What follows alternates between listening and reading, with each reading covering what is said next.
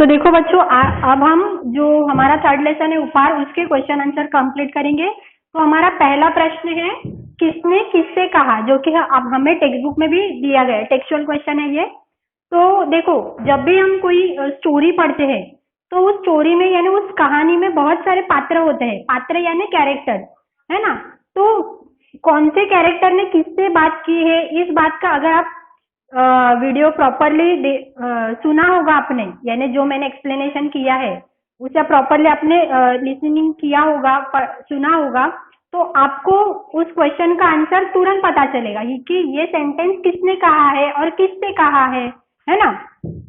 तो पहला क्वेश्चन है, तुम यहाँ उदास क्यों बैठे हो। जी हाँ, किसने पूछा था तुम यहाँ उदास क्यों बैठे हो? परी ने। तो परी ने ऋत्विक से कहा। किससे कहा? ऋत्विक से। अब ये जो ऋत्विक वर्ड है ये थोड़ा सा डिफिकल्ट है, रू हमें निकालना है, फिर आधा त उसको व ज्वाइन करेंगे, त को व और पहली विलांटी रहेगी ऋत्विक।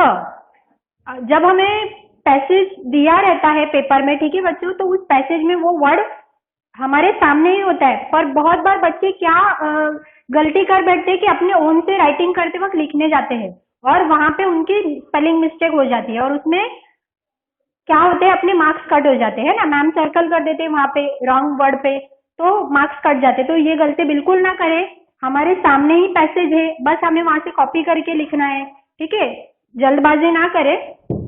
तो परी ने ऋत्विक से कहा, ये भी अगर आपको बोर्ड पे क्लियरली ना दिखाई दे तो आप टेक्स्ट बुक से देखकर लिख सकते हैं। ओके, नेक्स्ट सेकंड जो है, मेरी पोटली गिर गई है रास्ते में। किसने कहा मेरी पोटली गिर गई है रास्ते में? जी हाँ, वो जो राहगीर था, है ना, यात्री था, राहगीर ने ऋत्विक से कहा। राहगीर ने ऋत्विक से कहा। ये सारे क्वेश्चंस आपको लिखने हैं, ठीक है, रीड करके लिखना है। थर्ड जो है, और कोई पहचान बताओ। देखो बच्चों, राइटिंग करते वक्त भी है ना, विलांटी, मात्रा, इन सब बातों पे भी हमें ध्यान देना है, क्योंकि हिंदी जो है वो थोड़ी सी मराठी से थोड़ी टफ है। वाई? बिकॉज उसका जो प्रोनाउंसिएशन होता है उसमें काफी हद तक, जैसे मैंने आपको पहले भी कहा कि न का प्रोनाउंस ज्यादा होता है, इसीलिए बहुत से वर्ड पे डॉट दिया रहता है ना, वर्ती अनुस्वार असो, बिंदु दिया रहता है। तो उन सब बातों पे भी हमें लिखते वक्त ध्यान देना है, ठीक है। सो और कोई पहचान बताओ। किसने पूछा था ये सवाल, और कोई पहचान बताओ? ऋत्विक ने, है ना, जब उसको पोटली मिली थी। जी हाँ, ऋत्विक ने राहगीर से कहा। किसने किससे कहा? ऋत्विक ने राहगीर से कहा। एंड लास्ट फोर्थ जो है, नहीं नहीं। अब देखो, नहीं नहीं ह को जो विलांटी दी है उस पर डॉट है ना। तो इन सब बातों का भी हमें ध्यान रखना है राइटिंग करते वक्त। नहीं नहीं, अब तो तुम मेरे ही साथी हो, मित्र हो। अगर आप लेसन का लास्ट पैरा देखोगे, लास्ट पैसेज देखोगे, तो ये सेंटेंस आपको दिखाई देगा। किसने कहा था? ऋत्विक ने कहा था। किससे? किनमें बातें चल रही थी? ख्वाबों में। यस, पुस्तकों से। तो ऋत्विक ने पुस्तकों से कहा, है ना, कि नहीं नहीं, अब तुम ही मेरे साथी हो, मेरे मित्र हो, है ना। तो आपको ये चारों जो हु सेड टू मी, यानी किसने किससे कहा के जो क्वेश्चंस और उसके आंसर थे वो प्रॉपरली अच्छी हैंडराइटिंग में आपके बुक में उतारने हैं। अब मैं इसके आगे दूसरा क्वेश्चन देने जा रही हूँ, ठीक है, दूसरा प्रश्न। तो बच्चों देखिए, ये हमारा दूसरा प्रश्न है। एक वाक्य में प्रश्न के उत्तर लिखो, means answer in one sentence, है ना, एक वाक्य में हमें उत्तर लिखना है। तो पहला प्रश्न है, ऋत्विक कहाँ जाना चाहता था? ऋत्विक कहाँ जाना चाहता था? तो ऋत्विक अपने दोस्तों के साथ पुस्तक मेला देखने जाना चाहता था, है ना। ये सेंटेंस आप पैराग्राफ में से इजीली ढूंढ सकते हो।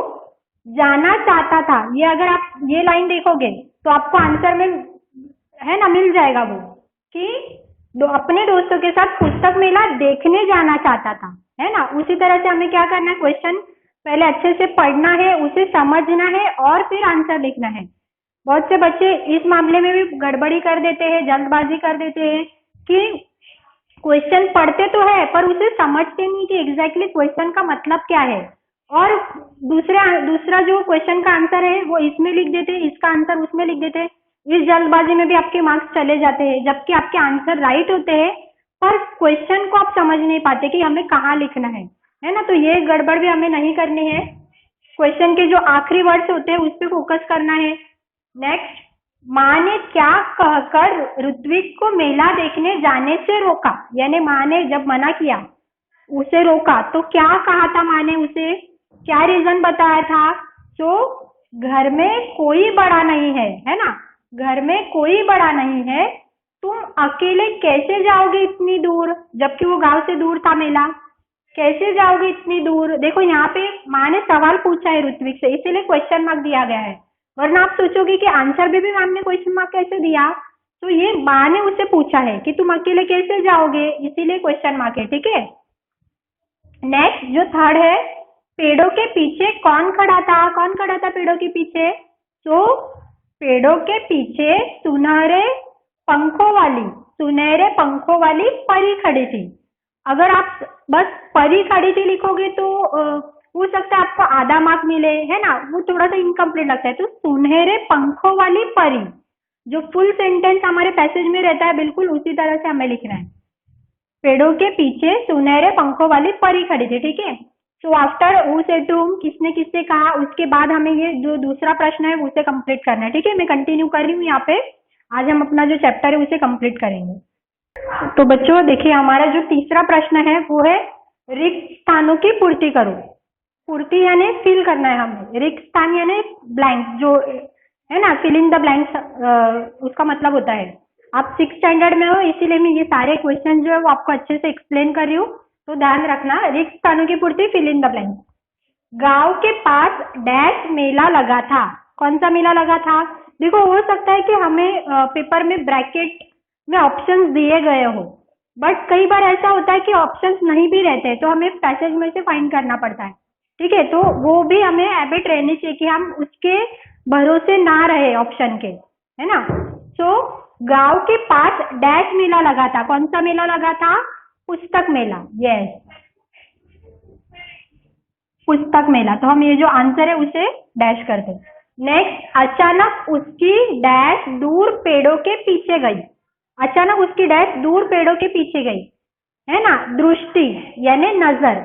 अब हम यहाँ पर दृष्टि का मतलब तो नजर हो सकता है, लेकिन नजर नहीं लिख सकते हैं, क्योंकि जो वर्ड हमारे लेसन में रहता है या पैसेज में रहता है हमें वही लिखना है, ठीक है। तो उसकी दृष्टि, दृष्टि में श को पहली विलांटी आएगी, दृष्टि, ठीक है। नेक्स्ट, परी का प्रश्न सुनकर ऋत्विक की डैश में आंसू आ गए। आंसू आना कहाँ, आंखों में, है ना, तो आंख में, आ के ऊपर चंद्र बिंदु, आंख, ऋत्विक की आंख में आंसू आ गए या आंखों में, ठीक है। यहाँ पे हमारे जो 3 फिलिंग द ब्लैंक्स है, जो आंसर थे मैं उसे डैश करते, ओके। नेक्स्ट, समान अर्थ वाले शब्द। देखो बच्चों, समानार्थी जो शब्द है बिल्कुल मराठी में जो रहते हैं उससे अलग होते हैं, है ना। ऐसे नहीं चलेगा कि आप जो मराठी का आंसर है वो हिंदी में लिख दो। तो और ये समानार्थी जो शब्द है आपको मतलब स्टैंडर्ड वाइज और डिफिकल्ट होते जाएंगे। अभी आप 6 में हो तो 7 में उसे थोड़े और डिफिकल्ट, तो वो अभी से अगर हमें पता हो तो बाद में भी, जैसे दूसरे टेस्ट में भी हो सकता है वही क्वेश्चन रिपीट हो, तो हमें वो याद रखना है, ठीक है। सारे जो आंसर थे वो अभी से याद रखने हैं, ताकि अगली बार आपने लर्न ना भी किया हो तो भी आपको उसका आंसर पता होना चाहिए, ठीक है। तो सखा, सखा का मतलब होता है मित्र या दोस्त। मैंने 2 ऑप्शन इसलिए दिए ताकि आपको दोनों में से एक तो एटलीस्ट याद रहे। सखा का मतलब होता है मित्र या दोस्त, ठीक है। नेक्स्ट, वृक्ष। देखो वृक्ष जो है वो मराठी में भी कहा जाता है, वृक्ष म्हणजे झाड, है ना, बट हिंदी में पेड़ कहते हैं। झाडला काय म्हणतात, पेड़, वृक्ष पेड़, ठीक है। नेक्स्ट, जननी, जननी म्हणजे आई, हिंदी में कहते हैं माँ, माँ या फिर माता, है ना, दोनों में से आप कोई भी लिख सकते हो, माँ भी लिख सकते हो या माता भी, जननी, माँ या माता। नेक्स्ट, नयन, नयन यानी आंख, आंख या फिर नेत्र। देखो नेत्र भी कहते हैं अपने आंखों को, समानार्थी शब्द जो मराठी में भी नेत्र कहते हैं और हिंदी में भी नेत्र कह सकते हैं। तो नयन का मतलब होता है आंख या नेत्र। और भगिनी, भगिनी का मतलब होता है बहन यानी सिस्टर, बहन, ठीक है।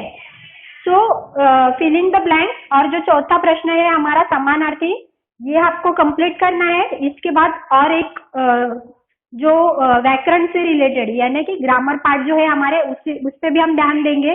ठीक है, ये जो समानार्थी विरुद्धार्थी शब्द होते हैं, वचन बदला, लिंग पहचानो, ये सारे ग्रामर पार्ट से रिलेटेड होते हैं, तो हमें वो भी बिल्कुल आना ही चाहिए।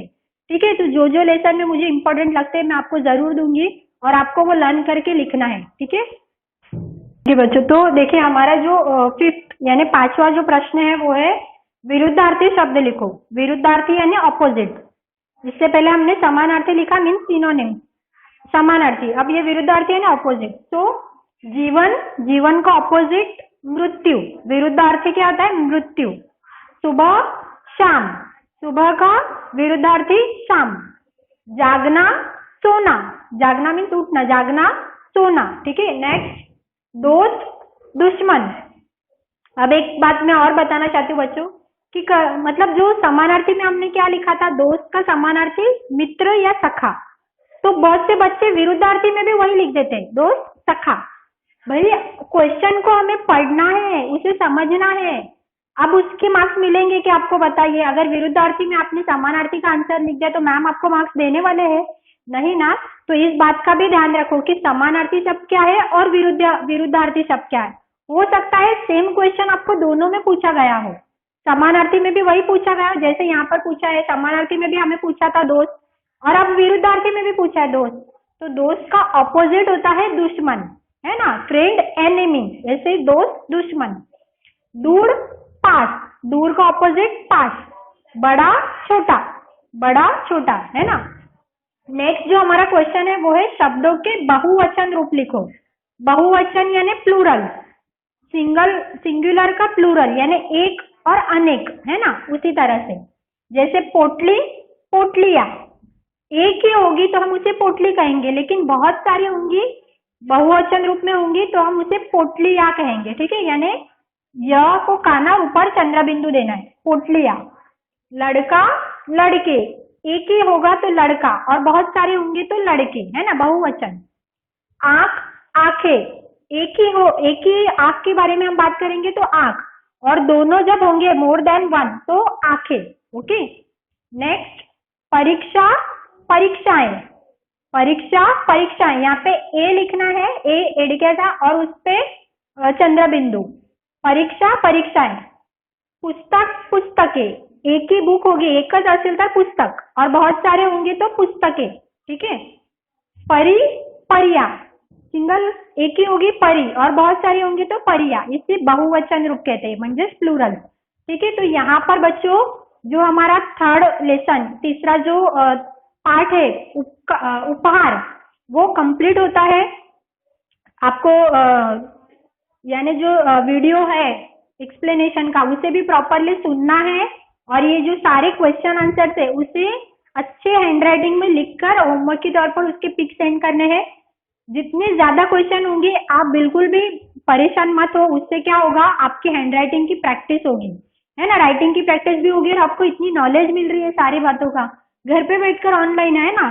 तो एंजॉय कीजिए स्टडी को और जितनी ज्यादा हो सके मतलब राइटिंग करने की कोशिश कीजिए, रीडिंग के साथ साथ रीड एंड राइट बोथ दोनों भी आपको कंटिन्यू करना है। ठीक है, बस कॉपी डाउन नहीं करना है। तो ये लेसन कंप्लीट।